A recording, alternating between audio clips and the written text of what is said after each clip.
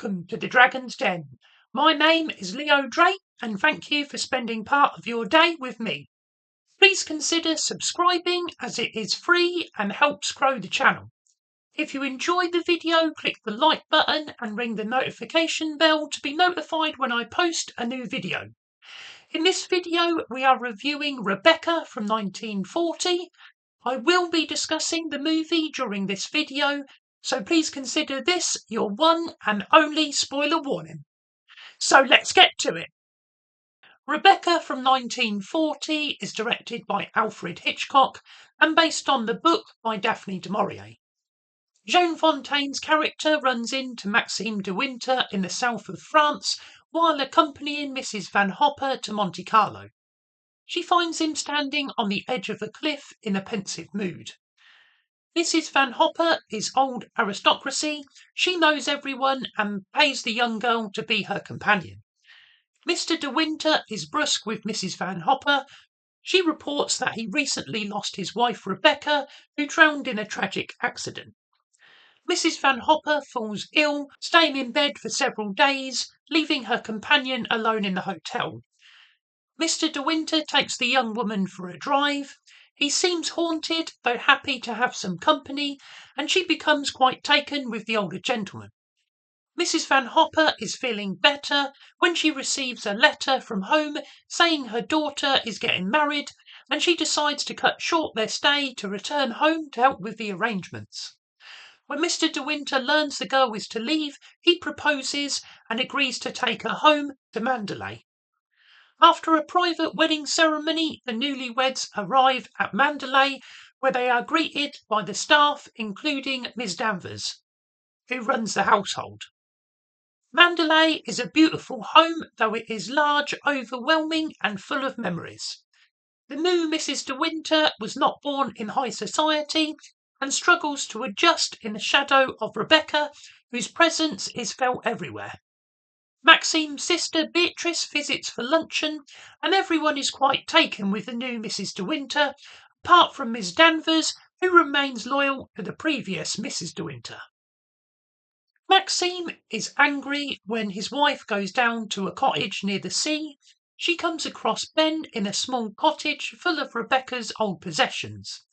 This is where she took the boat out and drowned on that fateful day. The new Mrs. De Winter feels compared to Rebecca. She considers herself lacking in beauty, intelligence, and breeding, making her feel at a disadvantage. She feels out of place, lonely, and trapped despite loving her husband. The west wing of Mandalay is closed off since Rebecca's death.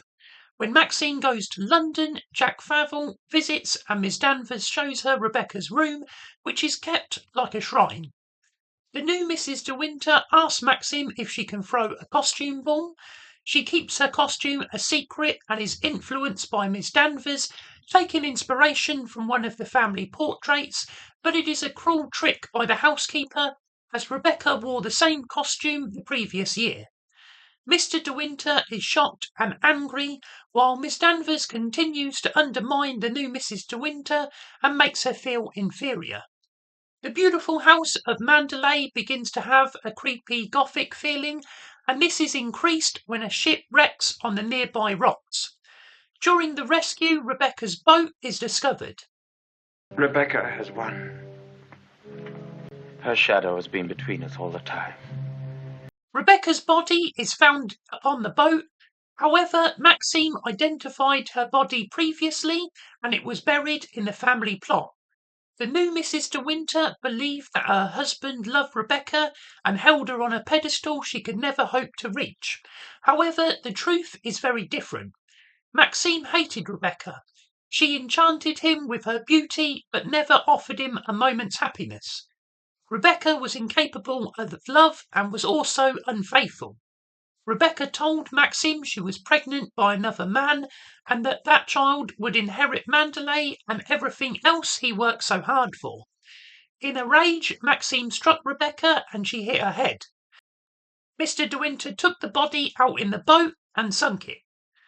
Mr. De Winter loves his young innocent wife. He was selfish to bring her into his life, and now there is to be a new coroner's inquest over Rebecca's death.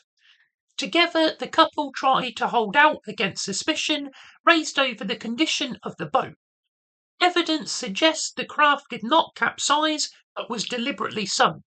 The inquest considers that Rebecca may have committed suicide. When the interrogation of Mr. De Winter becomes heated, his new wife faints, stopping proceedings. Favell is present at the inquest and becomes suspicious. He was Rebecca's lover and has a letter dated the day of Rebecca's death, suggesting the last thing on her mind was suicide. Favell accuses Maxim and tries to blackmail him. The investigation continues and Miss Danvers reveals Rebecca visited a Dr. Baker in London shortly before her death. The colonel in charge, Favell, and Mr. De Winter head straight for London to speak with the doctor. Rebecca used an alias for the appointment, but Dr. Baker remembers it well enough. Rebecca was diagnosed with untreatable cancer, confirming the opinion of suicide. Favell is shocked and Mr. De Winter is cleared. Maxim hurries home to Mandalay where his wife is waiting for him as he has a bad feeling. Miss Danvers sets Mandalay ablaze. Everyone gets out apart from the loyal Miss Danvers, who dies in Rebecca's old room. This movie, even in black and white, is gorgeous to look at. It deservedly won the Oscar for Best Cinematography, and it is the only Alfred Hitchcock film to win Best Picture. I think Alfred Hitchcock is my favourite director, and this film is beautifully portrayed. The novel by Daphne Du Maurier holds so many of her quintessential elements, and the fact the new Mrs. De Winter does not get a name during the story is brilliant. The movie blends so many genres from romance, suspense, mystery, and has a wonderful psychological feeling and intensity. The film Rebecca was remade in 2020, though I strongly recommend you watch this version. I give Rebecca from 1940 4.5 stars out of 5. Thank you for watching.